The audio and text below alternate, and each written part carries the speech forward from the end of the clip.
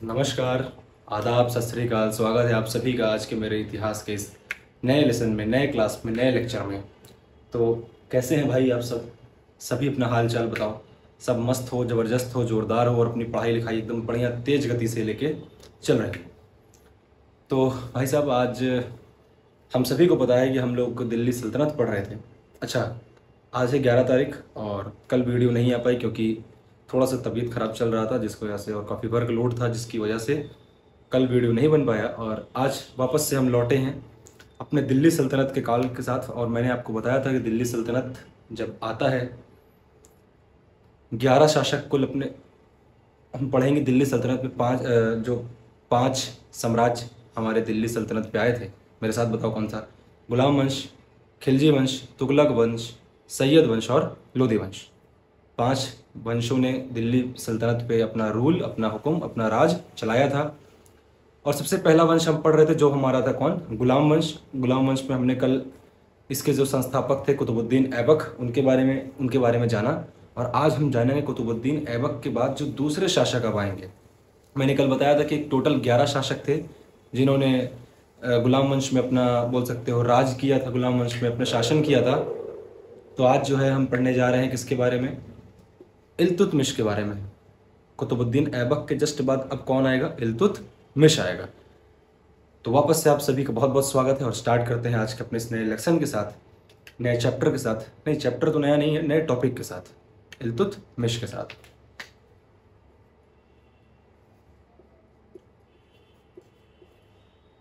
जी हाँ, 1211 में जब कुतुबुद्दीन ऐबक की मृत्यु हो जाती है, चौगान खेलते समय, मैंने बताया था पोलो एक खेल होता है चौगान, उस चौगान को खेलते समय इसकी मृत्यु हो जाती है। और 1211 में जिसका मकबरा कहाँ बना था, आप सब कमेंट में मुझे बताएंगे कि कुतुबुद्दीन ऐबक का मकबरा जो है वो कहाँ पर बना हुआ था, तो आप मुझे बताएंगे। इसके बाद हम स्टार्ट करते हैं 1211 से 1236 का समय, जब इल्तुतमिश अब राज करेगा। इल्तुतमिश की बात करें तो इल्तुतमिश कोई नया नहीं है। इल्तुतमिश जो है आपका गौरी के समय से चला आ रहा है। जी हाँ, गौरी के समय से चला आ रहा है। कुतुबुद्दीन ऐबक जिस प्रकार सेनापति था और जिस प्रकार अपना, बोल सकते हो, प्रभुत्व जमाया था और जिस प्रकार अपने कार्य को कर रहा था, उसके कार्य से प्रभावित होकर गौरी ने उसको दिल्ली और अजमेर का शासनकाल संभालने को दिया, है ना, दिया था ना। उसी प्रकार ये इल्तुतमिश भी गौरी के समय में ही काम कर रहा था। परंतु कहीं ना कहीं गौरी का जो सबसे ज़्यादा पसंदीदा था वो ऐबक थे। और ऐबक के बाद, अब ऐबक ने अगला जो, समझ सकते हैं आप, ऐबक के बाद जिसने अगला जो कमान संभाली दिल्ली सल्तनत की, वो थे इल्तुतमिश थे। अगर हम थोड़ा सा पीछे जाएं तो 1197 से 98 का जो समय आता है, 1197 से 98 का जो समय आता है, इस समय में इल्तुतमिश ने बदायूं को जीता था। बदायूं एक जगह है यूपी में ही, उस बदायूं को इल्तुतमिश ने जीता था। और यकीन मानिए, इस बदायूं को जीतने के बाद इसने एक अपने, इसके पूरा जो ये अभियान था, उस अभियानों में सबसे महत्वपूर्ण था। क्यों था? क्यों भैया, आप ऐसा क्यों बोल रहे हैं? हम ऐसा इसलिए बोल रहे हैं क्योंकि 1211 के बाद इल्तुतमिश तो गद्दी पे बैठ चुका था। तो एज अ किंग, शासक के तौर पे, तो इसको भाई आक्रमण करके चीज़ों को जीतना पड़ेगा, अपना क्षेत्र विस्तार करना पड़ेगा। लेकिन जब वो गद्दी पर था ही नहीं, जब इल्तुतमिश गद्दी पर था ही नहीं, यानी 1197 और 98 के समय में, तब भी इसने आक्रमण करके बहुत क्षेत्रों को अपने कब्जे में किया था। उस समय गौरी का शासनकाल चल रहा था, परंतु उस समय भी इसने दिखा दिया था कि ये किसी से कम नहीं है। 1197 में बदायूं को जीता, 1197 से 98 का समय, इस समय में बदायूं जीता। स्टार्ट करते हैं। इल्तुतमिश, इल्तुतमिश का नाम सभी जानते हो, और याद, अब इल्तुतमिश का नाम सभी लोग जान रहे हो। स्टार्ट करेंगे इनके पिता का नाम, तो इनके पिता का नाम था ईलम खां। पिता का नाम ईलम खां।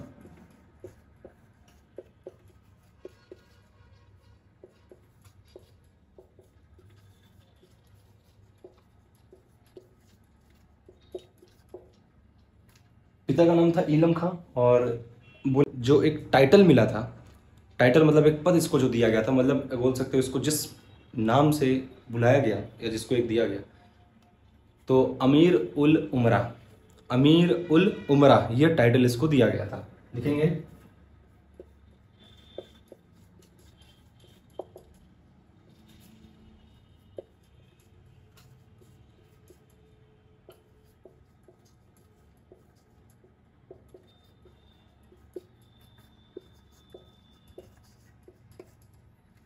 अमीर उल उमरा। अमीर उल उमरा जो ये टाइटल है ये किसको दिया गया था? इल्तुतमिश को दिया गया था। अच्छा, याद रखेंगे इल्तुतमिश जो था वो किस वंश से था? जैसे हम सबको पता है गुलाम वंश के संस्थापक तो कुतुबुद्दीन ऐबक जी थे, गुलाम वंश के शासक कुतुबुद्दीन ऐबक जी थे।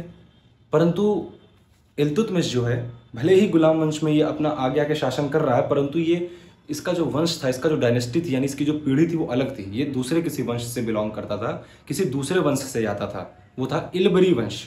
इलबरी वंश लिखिएगा।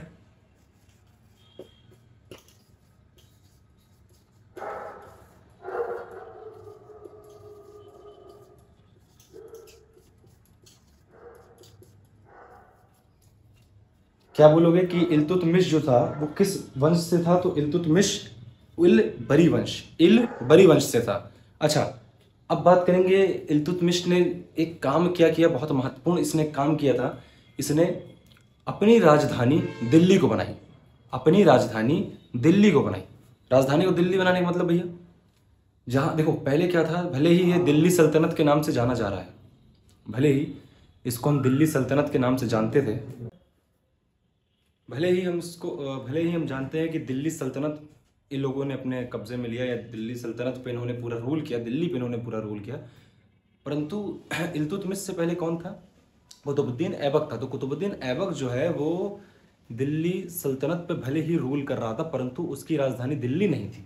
आप मुझे कमेंट में बताएंगे कि उसकी राजधानी क्या थी। कैसे बताओगे? क्योंकि उसका मकबरा कहाँ पे बना है, तो आप मुझे बताइएगा। वही जो थी उसकी राजधानी थी। अच्छा, ये पहला राजा है, लिखिएगा, ये पहला शासक था जिसने अपनी राजधानी को दिल्ली बनाया। इसने अपनी राजधानी को दिल्ली बनाया, पहला शासक।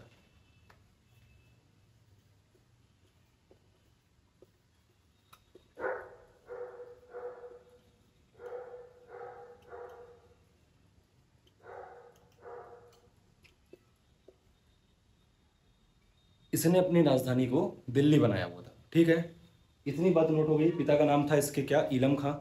इसको जो उपाधि मिली थी, इसको जो टाइटल मिला था वो क्या था? अमीर उल उमरा। इलबरी वंश से ये था, और इसकी जो राजधानी थी वो दिल्ली थी। नोट करो इतनी बात। तो इतनी बात हो गई, इतनी बात हमको कंसेप्ट क्लियर हो गया कि दिल्ली राजधानी इसने बनाया। आगे चलते हैं।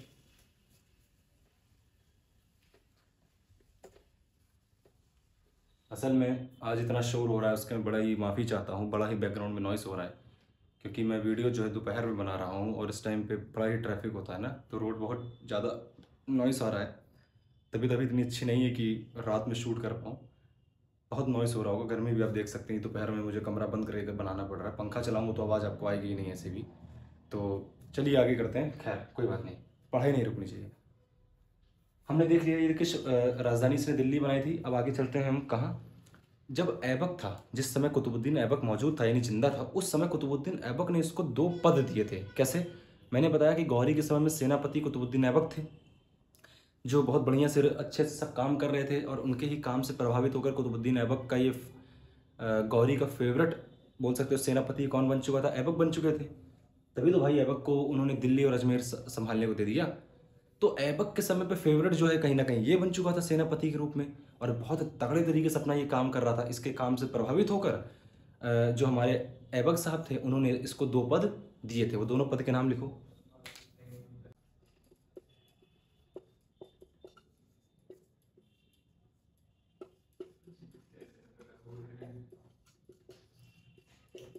इसको 2 उपाधि मिली थी, और वो दोनों उपाधि किसने दी थी? ऐबक ने दी थी। तो पहली जो उपाधि इसको मिली थी वो थी, कौन सी थी?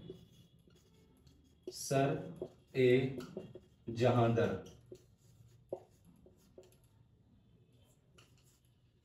सर ए जहांदर, ये पहली उपाधि थी।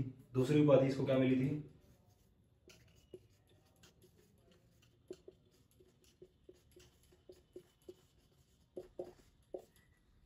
इसको जो दूसरी उपाधि मिली थी वो थी अमीर ए शिकार। पहली इसको मिली सर ए जहांदर, दूसरी मिली अमीर ए शिकार। अच्छा, क्या मतलब है भैया? इसका मतलब क्या होगा? मतलब भी बताइए इसका। तो इसका सबका मतलब जो है ब्रैकेट में इसका हिंदी मतलब नोट करिएगा। सर ए जहांदर का मतलब होता है जो बॉडीगार्ड होते हैं, बॉडीगार्ड मतलब जानते हो ना, एक राजा के बॉडीगार्ड होते हैं कई सारे, संरक्षक जिसको बोलते हो हिंदी में।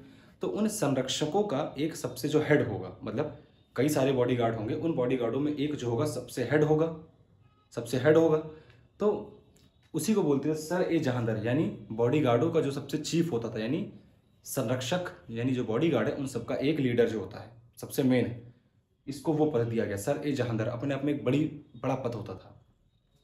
अमीर ए शिकार, अमीर ए शिकार यानी जो उस समय शिकार विभाग होता था, यानी जो शिकार विकार करता था उस टाइम पे शिकार विभाग, उन शिकार विभाग का इसको क्या बनाया गया, उच्च पद इसको दिया गया कि तुम अब जो है तुम क्या रहोगे, शिकार विभाग का हेड रहोगे, अब तुम शिकार विभाग का हेड रहोगे। ठीक है, सर ए जहांदर यानी बॉडीगार्डों का चीफ, संरक्षक जो होते हैं बॉडीगार्ड उनका हेड होगा, और सर अमीर ए शिकार यानी शिकार विभाग जो होगा, जो शिकार करता है उस विभाग का तुम क्या रहोगे, हेड रहोगे। दोनों पद इसको पता चला, कौन दिया था, ऐबक ने दिया था। ऐबक प्रभावित होगा, खुश होगा इसके कार्य से, तो इसको ये दोनों पद इसने दिया था। आगे चलते हैं, अब आते हैं कि इल्तुतमिश ने कई सारे आक्रमण भी किए होंगे। राजा है तो आक्रमण करेगा, नहीं करेगा तो किस प्रकार का राजा है फिर। पहला आक्रमण हम देखें अगर, पहला आक्रमण तो हम सबको पता है, ये राजा बनने से पहले बदायूं में कर चुका है। 1197 से 98 के बीच पहला ये आक्रमण किया था। इसको ब्रैकेट में लिख लेना कॉपी में कि राजा बनने से पहले 1197 से 98 के बीच सबसे पहला आक्रमण इसने बदायूं पे किया था, बदायूं पे किया था। कहाँ किया था, 1197 से 98, 1197 से 98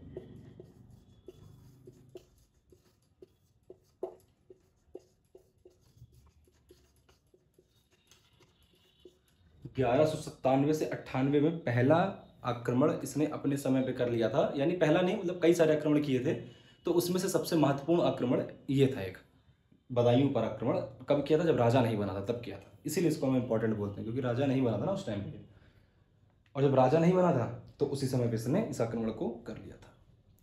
इसने कुछ कार्य करवाए थे, वो कार्य क्या थे, जैसे हम देखें, इसने इकता प्रथा चलवाई थी। इकता प्रथा, इसको नोट करो तो मिटा दें।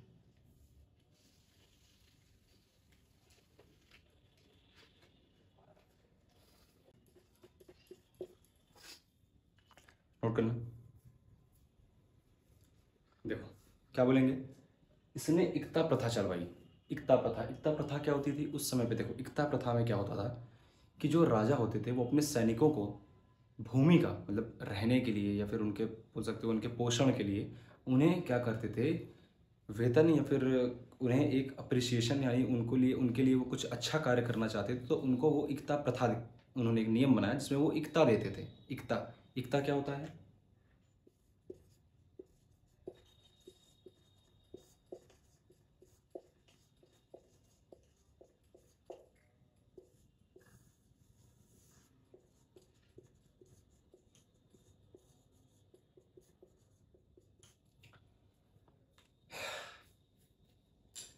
जमीन का टुकड़ा। इकता प्रथा में हम जानेंगे कि इकता मतलब होता था जमीन का टुकड़ा, और इस प्रथा के अंदर में जो अपने सैनिक होते थे उन सैनिकों को इकता प्रथा में जमीन का टुकड़ा दिया जाता था, ताकि अपना रहिए, भूमि बनाइए, घर बनाइए, है ना। उसके लिए इकता प्रथा इसने चलाई इल्तुतमिश ने। याद रखो कि बहुत इंपॉर्टेंट है कि सर्वप्रथम सबसे पहले इकता प्रथा किसने लागू करी थी, तो इल्तुतमिश ने लागू करी। इकता प्रथा में क्या होता था, तो सैनिकों को जमीन का टुकड़ा दिया जाता था। अच्छा, इसने तुर्क ए चहलगानी बनाया, इसने तुर्क ए चहलगानी बनाया या इसका गठन किया, क्योंकि भैया ये अब तुर्क ए चहलगानी क्या है, देखो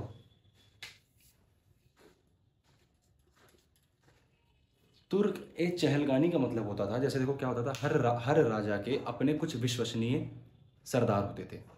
सरदार मतलब क्या, ऐसे बोलो कि उस समय क्या होता था, हर राजा के अपने कुछ विश्वसनीय, भरोसेमंद व्यक्ति हुआ करते थे। जो भरोसे विश्वसनीय जो व्यक्ति होते थे राजाओं के, जो विश्वसनीय सरदार होते थे उस वक्त के, उनकी इन्होंने एक पूरी टीम बनाई। जैसे वो टीम इन्होंने बनाई ताकि, मतलब ये चाहता था कि मैं अपने जो मेरे सबसे ज़्यादा भरोसेमंद हैं उन सब की टीम बनाऊं और उनको अपने साथ रखा रहूं, ठीक। और उन सबको वो कुछ ना कुछ, कोई ना कोई पद हमेशा उसने दिया। तुर्क ए चहलगानी में इसने 40 सरदारों की, बोलोगे 40 सरदारों का एक गठन किया, भरोसेमंद 40 सरदारों का एक गठन किया। सर्वप्रथम तुर्क ए चहलगानी किसने बनाया, याद रखोगे बहुत इंपॉर्टेंट है, बहुत ज़्यादा इंपॉर्टेंट है कि सर्वप्रथम तुर्क ए चहलगानी किसने गठित किया था, तो वो था इल्तुतमिश था। अभी आप देखोगे कैसे इसी शासनकाल में आएगा बलबन। बलबन इसका नाम है, बलबन शासक है, वो भी इसी गुलाम वंश में। वो बलबन किस प्रकार इस तुर्क ए चहलगानी को ख़त्म करेगा, क्यों? क्योंकि कहीं ना कहीं ये जो तुर्क ए चहलगानी है, जो 40 सरदारों का एक समूह है, इल्तुतमिश ने कहीं ना कहीं बहुत बड़ी गलती कर दी इस ग्रुप को बनाकर। क्योंकि क्या होता है, यही ग्रुप जो है बाद में आगे जाकर इसके ही पतन का कारण बन जाते हैं। कहीं ना कहीं वो जो ग्रुप है, जो 40 सरदार जो बनेंगे, कहीं ना कहीं इसके और इसके आगे जो परिवार होंगे, जो रजिया सुल्तान वगैरह जो उसके आगे परिवार आएगा, उस परिवार के लिए बड़ा ही वो घातक बन जाते हैं। ये तुर्क ए चहलगानी 40 सरदारों का एक समूह होता था। ठीक है, इतनी बात नोट हो गई। आगे चलते हैं। अब चलते हैं इसने जो आक्रमण किया, इंपॉर्टेंट बात क्या थी, एकता प्रथा इसके द्वारा लागू करी गई। तुर्क ए चहलगानी इसने गठित किया, इसने बनाया। अब आगे चलते हैं, इसने आक्रमण अपना जो पहला किया 1217 का समय आता है। 1217 का समय आता है जब इसने लाहौर पर आक्रमण किया। 1217 का समय, लाहौर पर आक्रमण।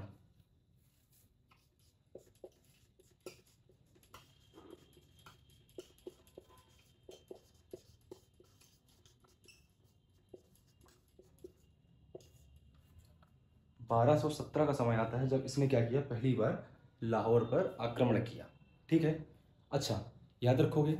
अब याद रखना, देखिए एक क्या होता है, इसी के समय पे मंगोल लोग आते हैं। मंगोल, मंगोल क्या होते हैं, ये एक दूसरे देश बोल सकते हो, ये एक लुटेरे होते थे। मंगोल जो थे, मंगोलिया देश के, ये सब एक लुटेरों की प्रजाति होती है। लुटेरों की क्या करते थे, दूर दूसरे देश से आते थे, हम पे आक्रमण हमारे देशों में करते थे, लूटते थे और भाग जाते थे। एक आपने नाम सुना होगा, हर किसी ने इस नाम को सुना होगा, चंगेज़ खान। आ रहा है याद? कभी अपने अपने समय में कभी ना कभी कहीं आपने इस चीज़ को पढ़ा होगा, इस नाम को पढ़ा होगा, भले इसके बारे में नहीं जानते हो परंतु इसका नाम सुना होगा, चंगेज़ खान। जी हाँ, तो ये वही चंगेज़ खान है जो मंगोलों, जो मंगोल, मंगोल कौन होते थे, मंगोल देश, मंगोलिया देश के जो आक्रमणकारी यहाँ पे आते थे उन्हें मंगोल कहा। अरे भाई, हिंदुस्तान के लोगों को हिंदुस्तानी बोला, अफगानिस्तान के लोगों को अफगान बोला, है ना। पाकिस्तान के लोगों, देश के लोगों को पाक क्या बोलते थे, उसका तो कोई नाम है नहीं, उस देश का पता नहीं क्या है, खैर।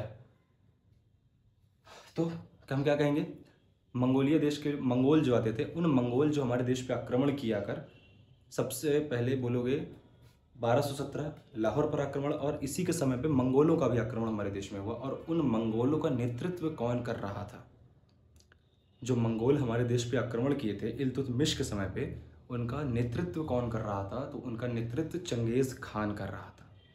ठीक है, 1221 का समय, 1221 का समय, 1200 दिखाई दे रहा है नहीं दिखाई दे रहा है, दिख रहा है। 1221 का समय आता है जब मंगोल आक्रमण इसके समय पे हुआ था।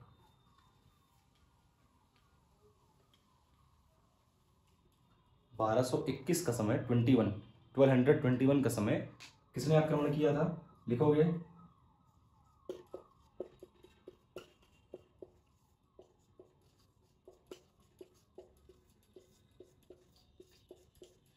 1221 मंगोल का आक्रमण, 1221 मंगोल का आक्रमण। इन मंगोलों का नेतृत्व कौन कर रहा था, यानी जो मंगोल हमारे देश में आक्रमण किए, इनका नेतृत्व कर रहा था चंगेज खान। लिख लेना,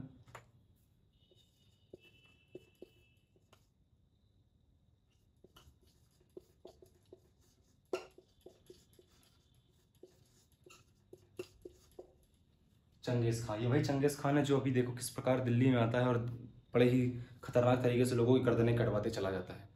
एक एक्टर है जिसके बेटे का नाम है चंगेज़ खान। आप सब चंगेज़ खान कह रहा हूँ। चंगेज़ अपने बेटे का नाम उसने रखा था, तो बड़ा ही विवाद हुआ था कि अपने बेटे का नाम तुम चंगेज़ रख रहे हो।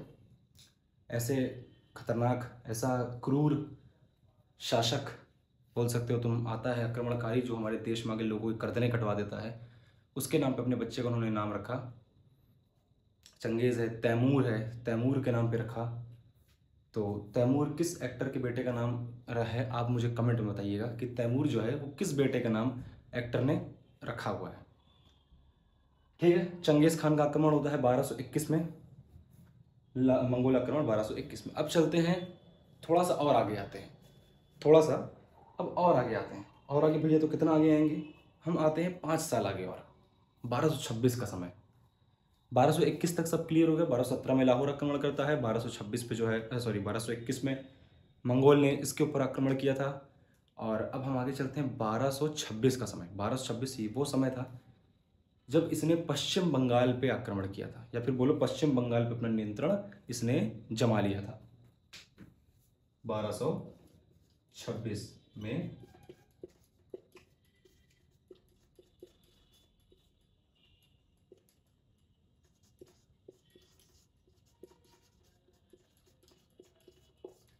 बारह सौ छब्बीस में बंगाल पे आक्रमण।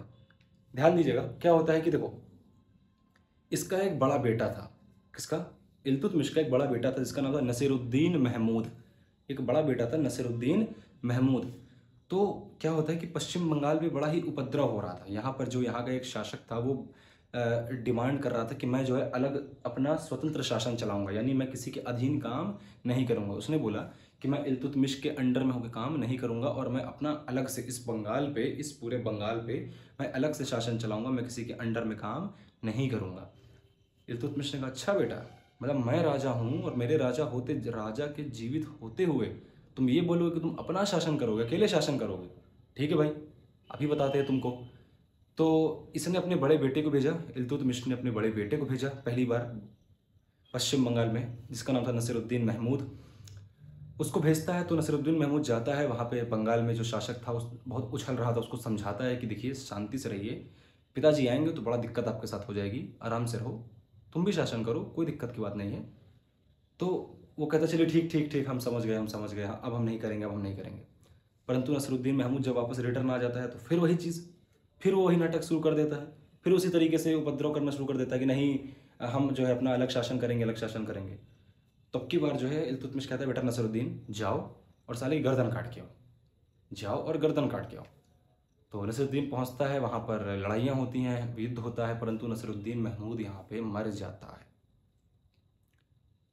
1226 का समय, पश्चिम बंगाल का अभियान, जिसके समय इल्तुतमिश का बड़ा बेटा जो है वो मृत्यु के घाट उतर जाता है, यानी इसकी मृत्यु हो जाती है। ठीक है, अच्छा भैया मृत्यु हो गई, इसका मतलब है वहाँ का राजा जीत गया। वहाँ का राजा जीत गया इसका मतलब है पश्चिम बंगाल क्या इल्तुतमिश के कंट्रोल में नहीं आ पाया? आया था। जब उसका बेटा मर गया तो बड़ा ही कहीं ना कहीं इल्तुतमिश को बड़ा ही दुख हुआ, बहुत ज़्यादा दुख हुआ, क्योंकि इल्तुतमिश का सबसे ज़्यादा प्रिय बेटा वही था नसरुद्दीन महमूद, और बड़ा बेटा भी था। तो सीधी सी बात है इल्तुतमिश के बाद गद्दी पे तो वही बैठता क्योंकि बड़ा था, परंतु उसकी तब मृत्यु हो जाती है। तो उसकी मृत्यु हो जाने के बाद नसरुद्दीन महमूद ने इल्तुतमिश ने अलाउद्दीन जानी को भेजा, अलाउद्दीन जानी को भेजा कि जाओ और वहाँ के राजा को ठिकाने लगा के आओ। तो अलाउद्दीन जानी वहाँ जाता है और सब चीज़ों को अपने कंट्रोल में करता है, सब चीज़ों को नियंत्रण करता है और बंगाल को फतेह यानी बंगाल को जीत लेता है। तो 1226 पश्चिम बंगाल का अभियान लिखोगे और इसी अभियान में लिख लो, इसी अभियान में इसके बड़े बेटे की मृत्यु हो जाती है, लिख लेना, इसी अभियान के दौरान इसके बड़े बेटे की मृत्यु हो जाती है। अब आता है 1232 का समय। 1232 का समय जब होगा ग्वालियर का युद्ध, यानी ग्वालियर का अभियान। ये बहुत इंपॉर्टेंट है, इसको लिखिए, बहुत ज़्यादा इंपॉर्टेंट है। ये पीसीएस के पेपर में पूछा हुआ यहाँ से क्वेश्चन आया था ग्वालियर के अभियान में। अभी मैं बताता हूँ क्या था। पीसीएस के पेपर में यहाँ से एक सवाल उठाया था पीसीएस के एग्जाम में, ग्वालियर के अभियान से जुड़ी दो बातें मैं आपको महत्वपूर्ण बताऊंगा। उन दो बातों से एक बात का सवाल पूछ लिया था। क्या लिखोगे?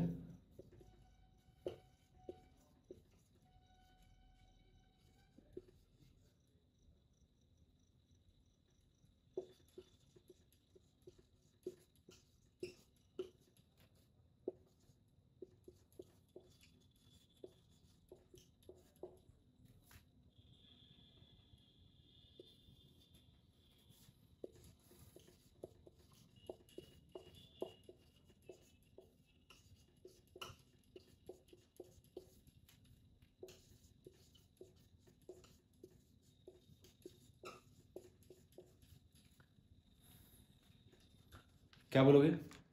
1232 ग्वालियर को जीतता है और 1232 में जब ग्वालियर पे इसने हमला किया था तो उस वक्त ग्वालियर का जो शासन संभाल रहा था वो कौन था? तो वो था आपका राजा रानर देव। यहाँ का जो शासन था वो राजा रानर देव संभाल रहे थे, जिसकी युद्ध होता है किससे, इल्तुतमिश से, और इल्तुतमिश यहाँ को जीत लेता है। अच्छा, जीतने के बाद अब वो क्या करता है, तो भैया वो जीतने के बाद यहाँ क्या, सीधी सी बात है, जीता तो ग्वालियर को अपने कब्जे में करा। और जब ग्वालियर को जीतता है तो यहाँ जीतने के बाद वो बड़ा खुश होता है, और खुश होने के बाद उसने कुछ चीज़ें जारी करी थी, कुछ चीज़ों को उसने लागू करा था। बहुत इंपॉर्टेंट है 1232 ग्वालियर का अभियान, बहुत इंपॉर्टेंट है। क्यों इंपॉर्टेंट है, देखो, जब उसने ग्वालियर जीत लिया, तो ग्वालियर जीतने के बाद उसकी जो बेटी थी रजिया सुल्तान, बताया था मैंने, उसकी बेटी रजिया सुल्तान जो थी, अपने बेटी के नाम से उसने सिक्के जारी करवाए थे। बहुत ज़्यादा इंपॉर्टेंट क्वेश्चन है, बहुत ज़्यादा इंपॉर्टेंट क्वेश्चन है कि इल्तुतमिश ने रजिया सुल्तान के नाम के सिक्के किस अभियान के बाद जारी करवाए थे। पीसीएस का पूछा हुआ सवाल उठाया था इसने। क्या उठा दिया, उसने बोला कि इल्तुतमिश ने किस अभियान को जीतने के बाद अपनी बेटी रजिया सुल्तान के नाम के सिक्के जारी करवाए, तो वो था ग्वालियर का अभियान। लिखिएगा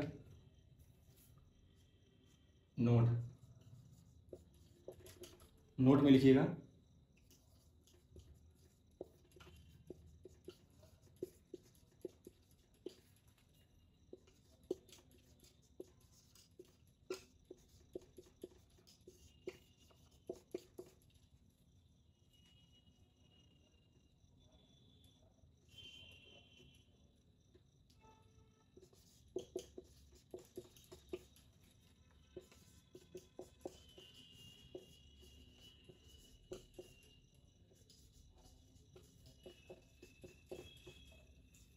इसी अभियान के बाद उसने रजिया सुल्तान के नाम के सिक्के चलवाए थे। क्या बोलोगे, 1232 का अभियान कौन सा अभियान था, ग्वालियर का अभियान, जिस अभियान को जीतने के बाद उसने अपनी बेटी रजिया के नाम पर सिक्के चलवाए थे। इंपॉर्टेंट बात है, इसको नोट करना। और अब लिखना, इसके समय पे दो प्रकार के, क्या बोलोगे कि इसके समय पे दो प्रकार के सिक्के चलवाए गए थे, जीतल और टंका। इसके समय पे दो प्रकार के सिक्कों को जारी किया गया था, जीतल और टंका। क्या बोलोगे, जीतल और टंका, इसके समय पे इनको लागू किया गया था। नोट करो इस चीज को, जीतल और टंका, इसके समय पे जीतल और टंका को लागू किया गया था।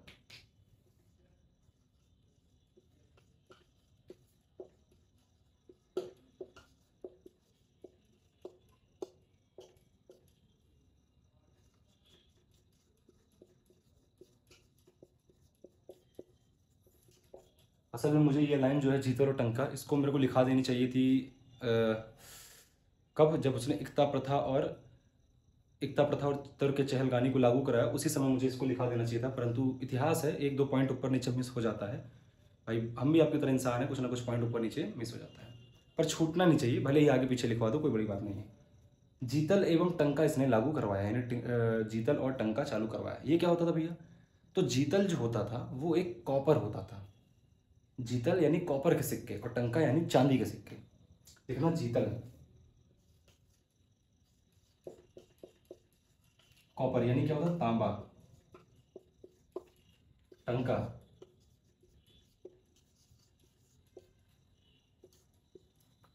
टंका यानी चांदी, और जीतल यानी कॉपर। इतनी बात नोट करिए, नोट हो गया। आगे चलते हैं। जीतल और टंका इसने चलवाया, क्या चला, जीतल और टंका के सिक्के, जीतल और टंका के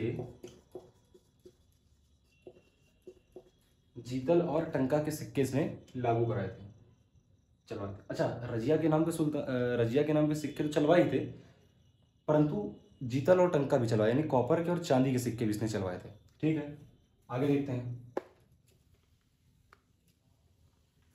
अब आते हैं इल्तुतमिश के निर्माण कार्य, यानी इल्तुतमिश ने अपने समय में क्या क्या निर्माण करवाए थे। तो देखा जाए तो इल्तुतमिश ने अपने समय में क्या निर्माण कराए, उसको लिखिएगा।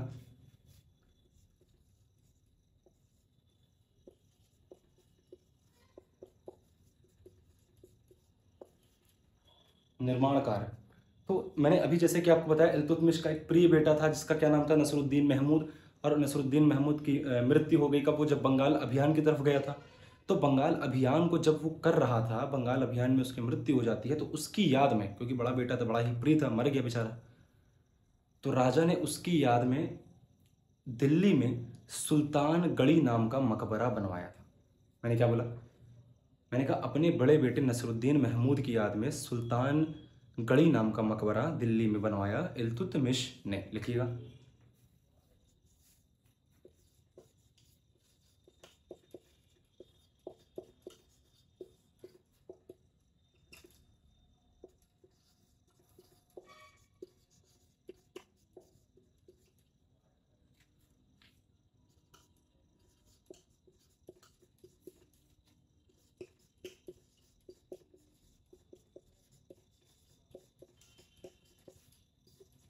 अच्छा, ये सब अतिरिक्त बातें हैं, यानी अलग से बातें हैं जो ब्रैकेट में मैं लिखता हूँ। तो इसको चाहे आप याद रखिए मन में, चाहे आप लिख लिया करिए, क्योंकि हम लोग जब पढ़ते थे तो हम लोग सिर्फ इतना सुनते थे, सुल्तान गढ़ी बनवाया। बाकी हमारे जो सर होते हैं वो इस चीज़ को मुंह से मुंह जबानी बोल देते थे। वो तो हम लोग का है कि हम लोग इसको लिख लेते थे, क्योंकि आप लिख लो, क्योंकि आज याद है कल सुबह भूल जाओगे। तो हम भी लिख लेते थे कि अपनी बेटे की याद में उसने इस नाम का मकबरा बनवाया। अच्छा, आप इसके बेटे का नाम जरूर लिख लो, बड़ा बेटा नसरुद्दीन महमूद।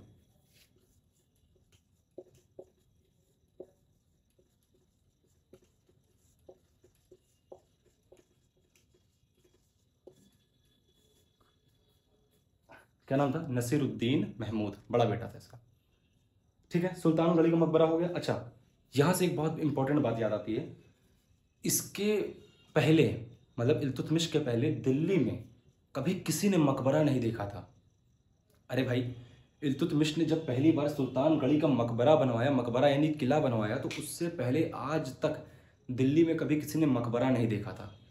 तो क्या मैं ये बोल सकता हूँ कि मकबरा बनाने की जो टेक्निक है, यानी फादर ऑफ टॉम्ब, यानी मकबरा का जनक, इल्तुतमिश को बोला जाएगा? क्योंकि भाई इल्तुतमिश से पहले कभी किसी ने मकबरा नहीं देखा और पहला ये शासक था जिसने मकबरा बनवाया। तो क्या मैं बोल सकता हूँ कि इल्तुतमिश को मकबरा का जनक बोला जाता है? बोल सकता हूँ ना? तो लिख लीजिएगा ब्रैकेट में इस चीज़ को, यहीं पर लिखिएगा, मकबरा में नीचे लिखिएगा पॉइंट बना के कि इल्तुतमिश को मकबरे का जनक कहा जाता है। यानी इसने सबसे पहली बार सर्वप्रथम मकबरा किसने बनवाया? तो सर्वप्रथम मकबरा जो है इल्तुतमिश ने बनवाया था। लिख लोगे इसको कि लिखवाना पड़ेगा?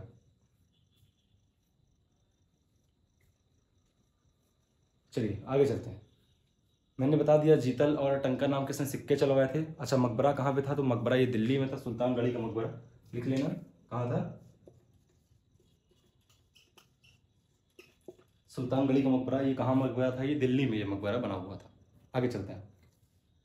इसके समय का जो दरबारी इतिहासकार था, इसके समय में जो दरबारी इतिहासकार था, अब ये शब्द मैं बार बार नहीं बोलूंगा कि इतिहासकार कौन होता है, कौन होता है, क्योंकि हमने मोहम्मद गौरी से पहले हम इस चीज़ को देखते हुए चले आ रहे हैं। गौरी का भी इतिहास, उसके बाद फिर पृथ्वीराज का इतिहास किसी ने लिखा, फिर उसके बाद उससे पहले और जाएंगे तो गजनवी का इतिहास भी किसी ने लिखा है ना, फिरदौसी वगैरह ने लिखा, जिसको इराक का क्या बोल दिया था, महाकाव्य बोल दिया जाता है। तो बार बार ये इतिहासकार इतिहासकार शब्द आ रहा है, तो इतिहासकार अब हम नहीं बताएंगे इसका अर्थ क्या होता है। तो लिखना इसके समय का जो इतिहासकार यानी दरबारी इतिहासकार कौन था।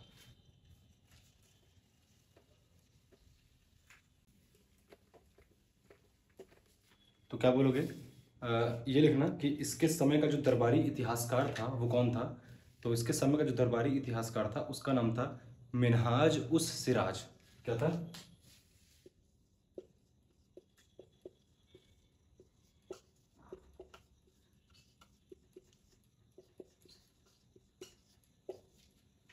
दरबारी इतिहासकार यानी court poet. Court poet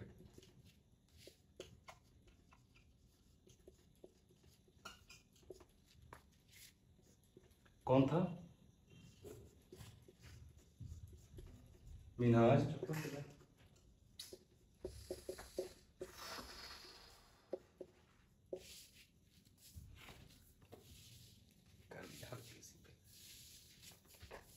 Minhaj उस सिराज। इसके समय का जो दरबारी इतिहासकार था उसका नाम था मिनहाज उस सिराज।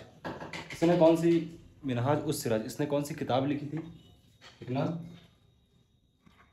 इसने लिखा था अपने समय पे तबकात ए तबकात ए नासिरी। इसने अपने समय में जो किताब लिखी थी उसका नाम था तबकात ए नासिरी। ठीक है, इतनी का बात हो गई, इसके समय का कोड पोएट हो गया। तबकात ए नासिरी इसने पुस्तक लिखी थी। जैसे ऐबक के समय पे जो हसन निजामी था पोएट, जो कोड पोएट था, ठीक है, तो वैसे ही इसके समय पे कौन है, मिनहाजुस सिराज। अच्छा, इसकी मृत्यु कब हुई थी, तो 1236। मकबरा कहाँ बना है,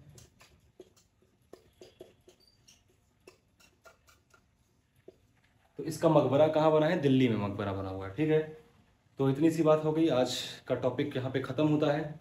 याद रखिएगा जो मिनहाज उस सिराज है, अभी हम देखेंगे रजिया सुल्तान का जो इतिहास है, रजिया सुल्तान का भी इतिहास इसी ने लिखा था अपनी किताब में। ठीक है, तो भाई आज का सेशन करते हैं डन, आज का क्लास करते हैं ख़त्म। उम्मीद करता हूँ आज आप गुलाम वंश के दूसरे शासक इल्तुतमिश के बारे में अच्छे से जान पाए होंगे। उन्होंने क्या क्या कार्य किए अपने समय में और क्या क्या नहीं किए, सब चीज़ों को आपको मालूम चला। और कैसा लगा आपको आज का लेसन, आज का सेशन? सब कुछ अच्छा था तो बताइएगा, प्यार दीजिएगा अपना। बहुत बहुत धन्यवाद। जय हिंद।